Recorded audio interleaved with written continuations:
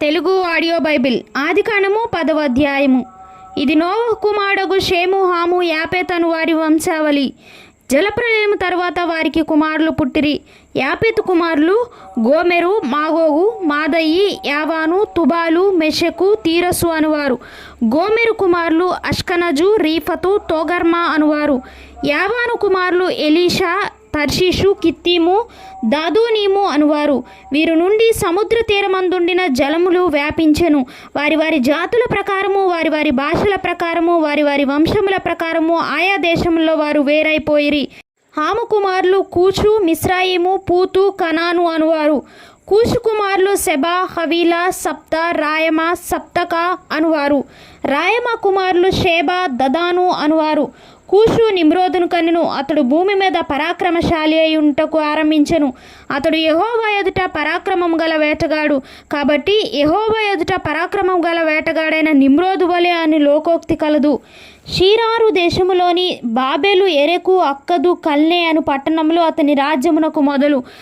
ఆ దేశంలో నుండి అష్షూరుకు బయలుదేరి వెళ్ళి నీనెవేను, రహోబోతీరును, కాలహును, నీనెవేకును కాలహును మధ్యనున్న రెసెనును కట్టించెను. ఇదే ఆ మహాపట్టణము.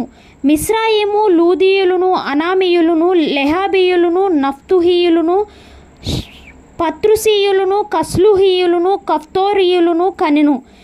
ఫిలిష్తీయులు కస్లుహీయుల్లో నుండి వచ్చినవారు.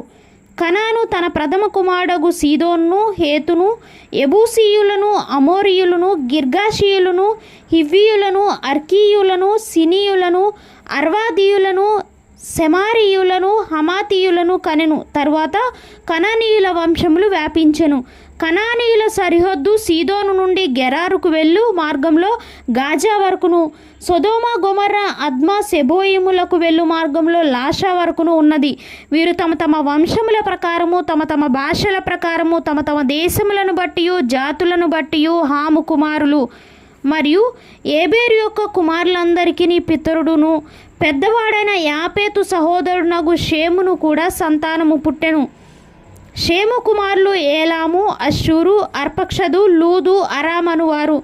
అరాము కుమారులు ఊజు, హూలు, గెతెరు, మాషును అనువారు. అర్పక్షదు షేలహును కనెను.